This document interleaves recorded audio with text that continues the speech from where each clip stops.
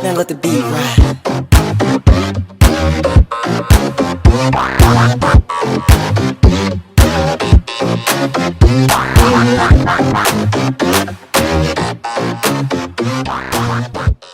Hey, welcome to the 13th episode of Hi Chicago. I'm actually hosting the show today. Our good friend Sean has a lot going on with work, so he's not going to make this episode.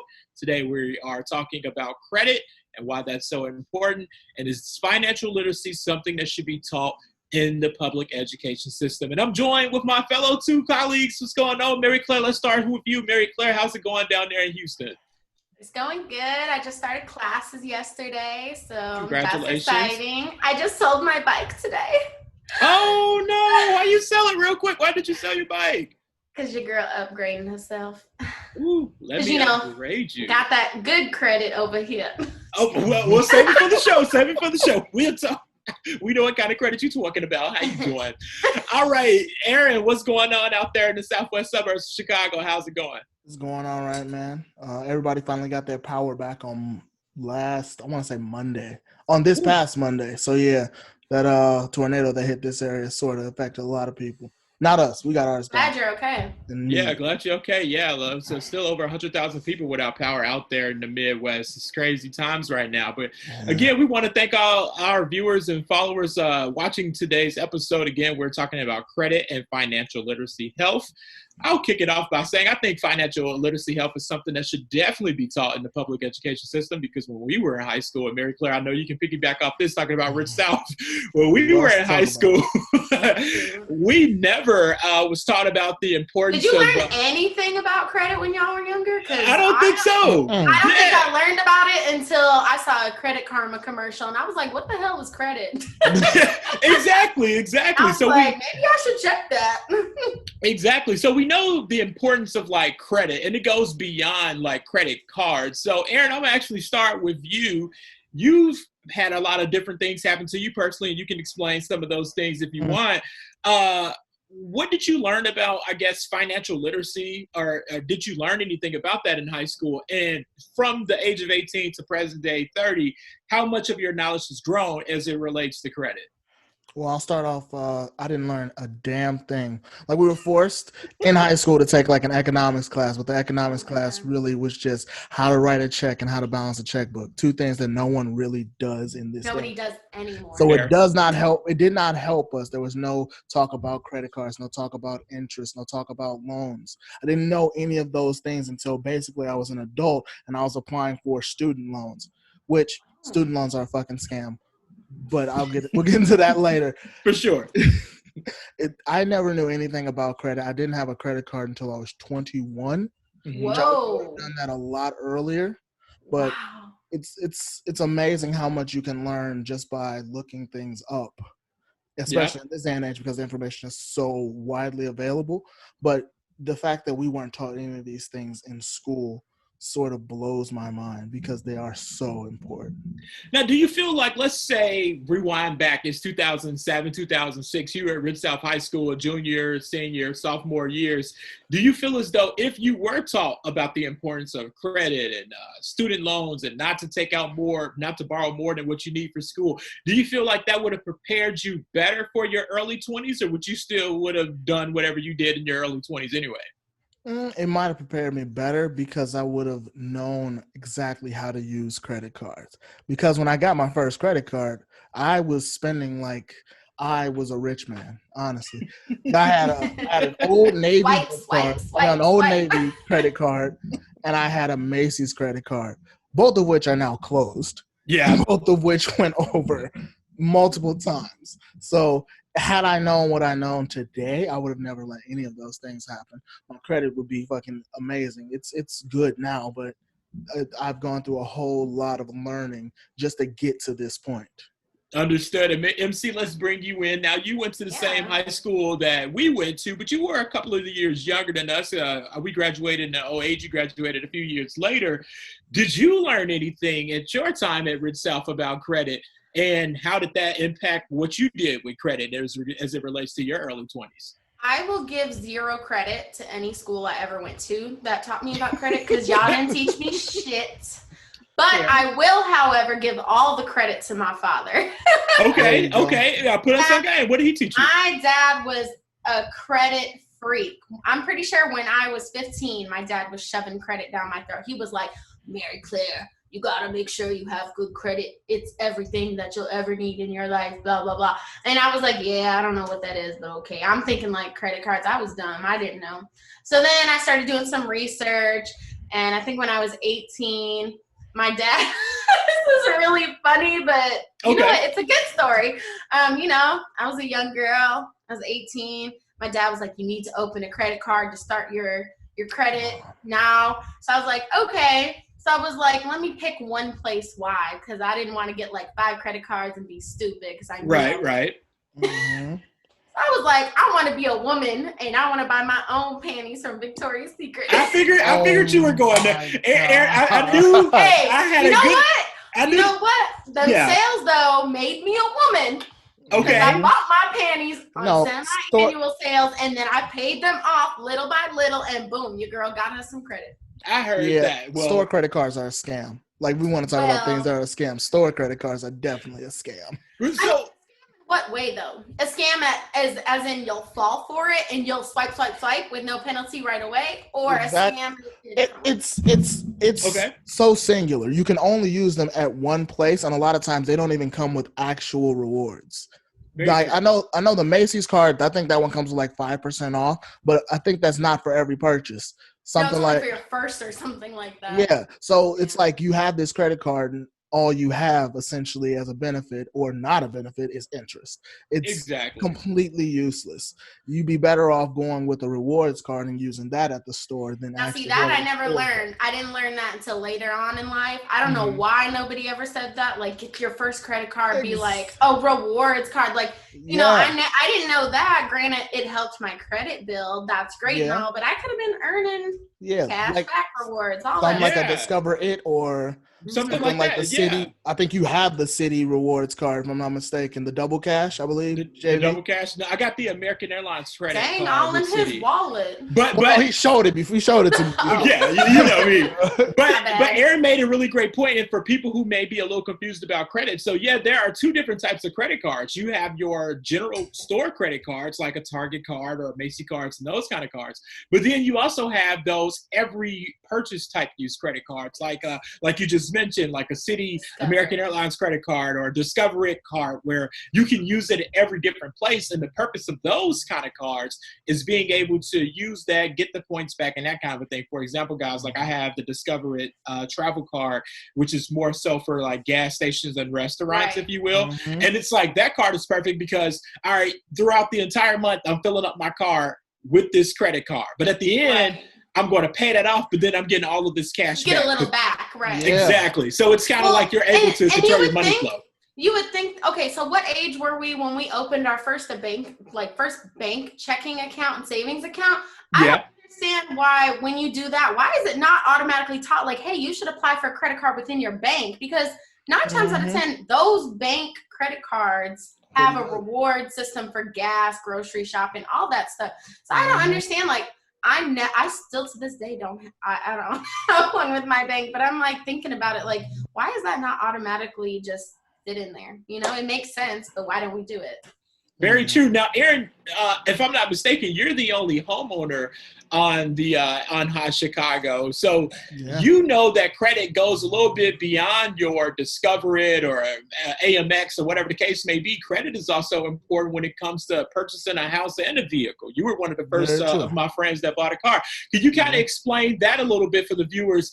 What did you learn in that process, especially buying a house? Because even I'm still learning about that. Yeah, put us on that with that. Yeah. Okay, so when I'm going to start with the car. So the first car I ever bought was back in 2012. It was a Honda Accord. It was actually a big mistake. I should have bought used, but that's a whole other topic about buying new versus used. People don't teach you that either. No, they don't. They definitely do not. But all I essentially had was those Macy and that Old Navy credit card that I said earlier. And by paying that as much, on time like I did, I was able to get a loan for a new car through Honda Finance.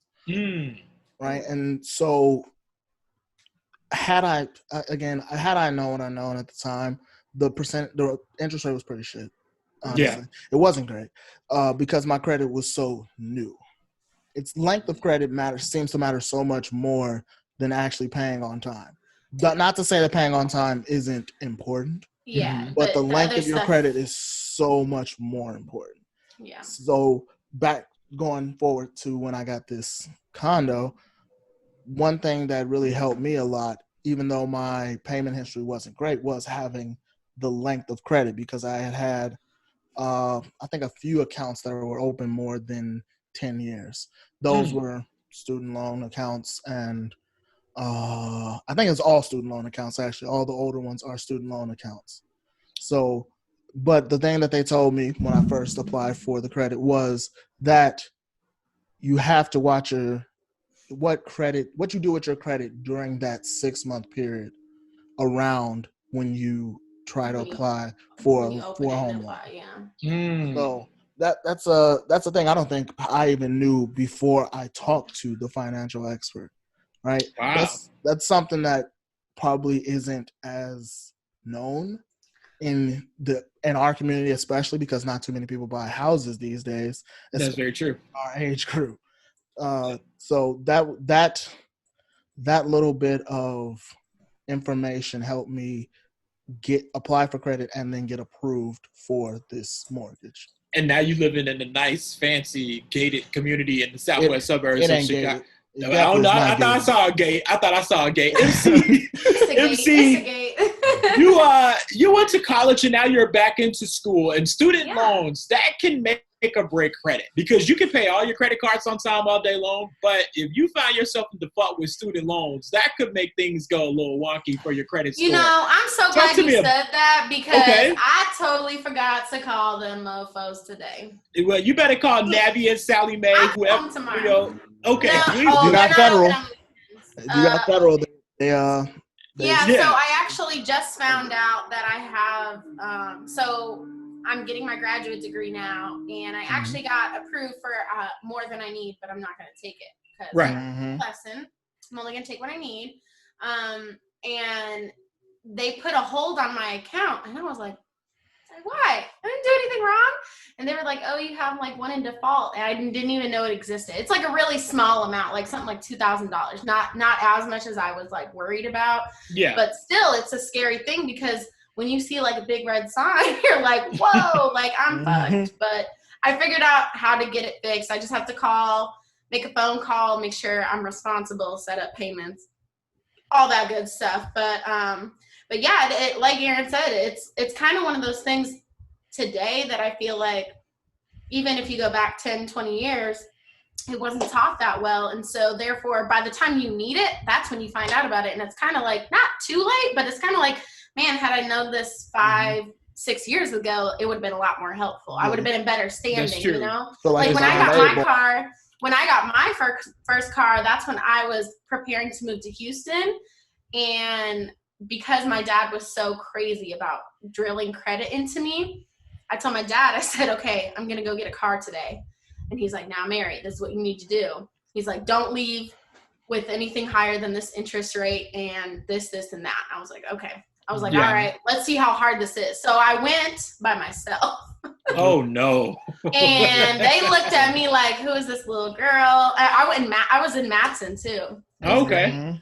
So I went to this little Matson Auto Mall. I looked at one car and I loved it. They tried to give me a shittier car and I was like, no. I want that car. Better Mhm. deal. Used.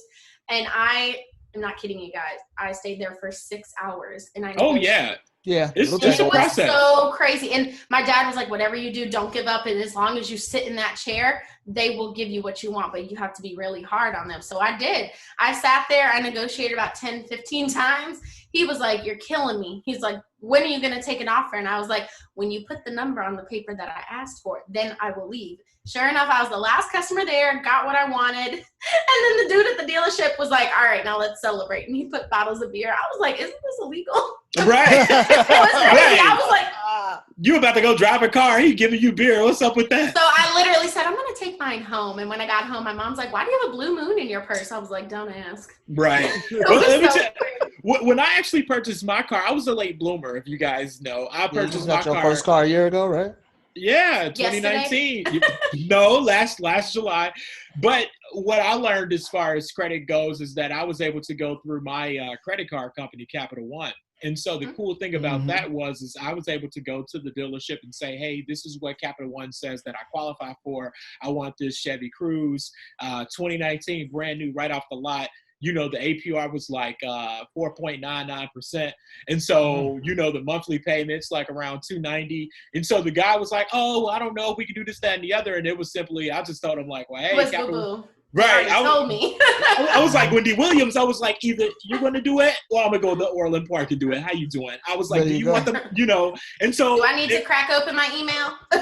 exactly. So it was a pretty quick process. And for our viewers that's watching too, another thing really quick to go back to credit cards that you want to make sure that you know too about that is that you want to keep your credit utilization percentage down. A lot of people may not realize that. Did I say that word right, Aaron? Because You got it right, man. I did, Credit but You stumbled a little bit, I but you stumbled a got little it. bit. Right. Utilization. Utilization. There you And go. Credit Karma is a great app to have. And again, I'm not trying to plug them, but hey, they might sponsor this episode by the time we're done.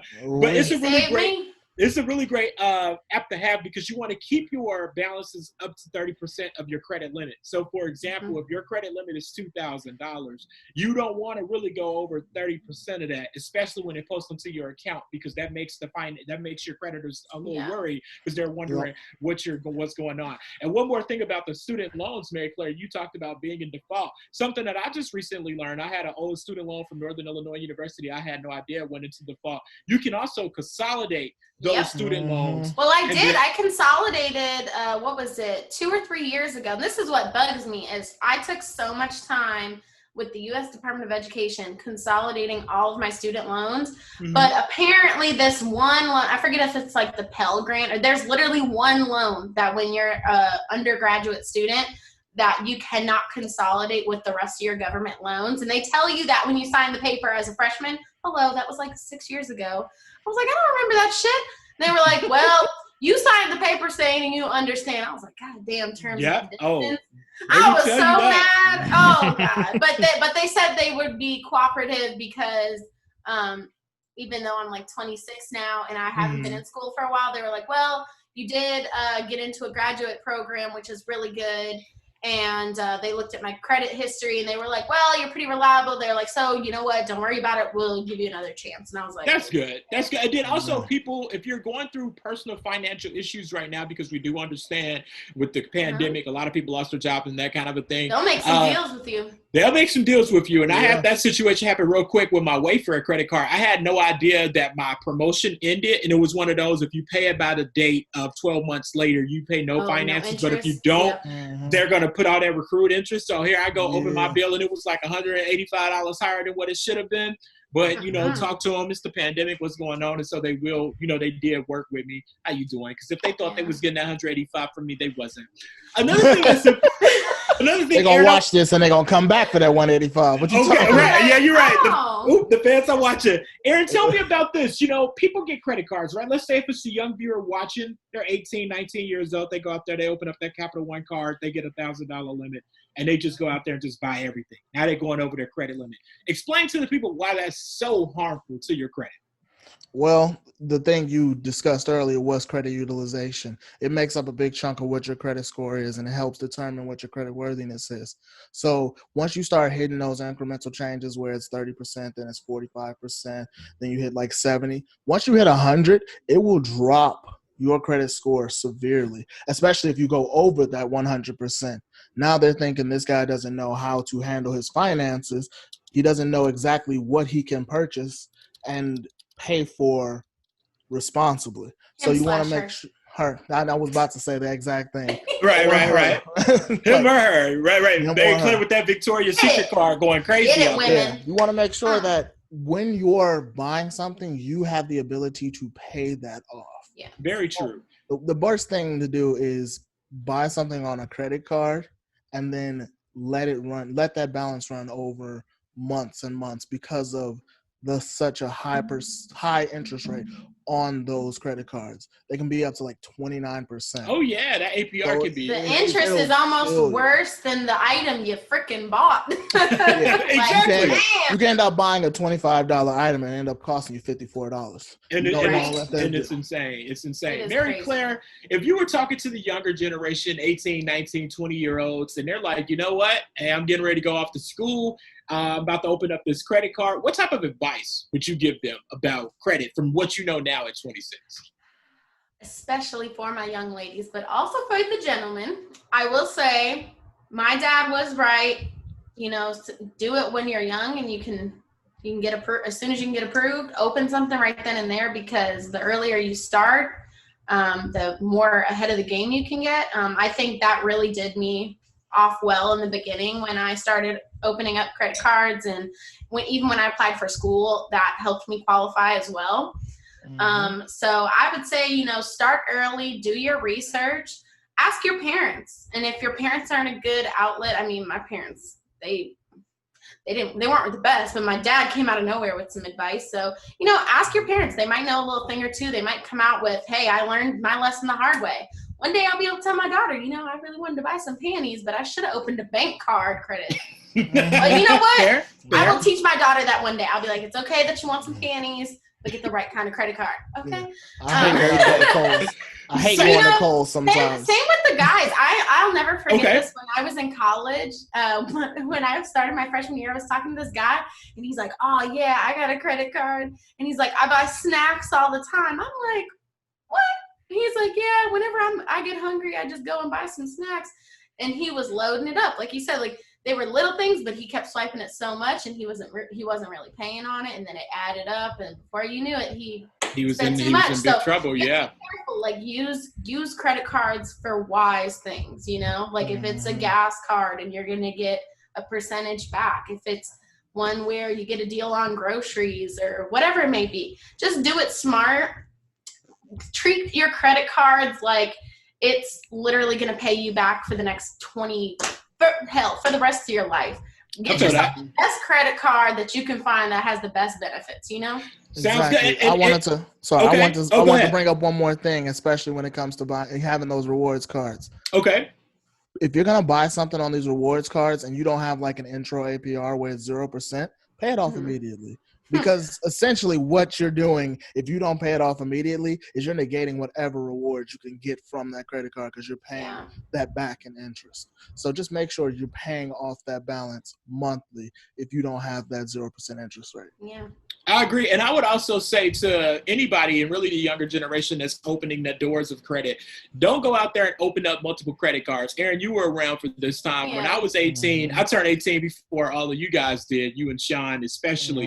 And I went out there and opened up a credit card for just about everything you could think of. I had a credit card. You know, I had a Capital One credit card. I had a Macy's credit card, JCPenney, Target. I had credit cards for everywhere. And to a certain extent, it was okay, but what ended up happening was I was never making the type of money at that time to truly pay off those balances and things like that, and then you find yourself in those credit card hardships. So my advice would be open up you 1 or 2 strong good credit cards, depending on what your lifestyle is. A gas card you can never really go wrong with unless you live in one of those big places where you don't ride a car, then maybe you don't need that. To go off what you just said, JV, that is really good additional advice though. My dad was the one who told me, he said, if you get a general credit card, that's fine, but maybe the next one you open, make sure it has some kind of benefit for your car. You know, whether it's gas or an auto, like parts, like if your car breaks down, that's a good kind of credit to fall back on and then pay off later. If like you need tires, you never know what you need for your car. And then maybe the third one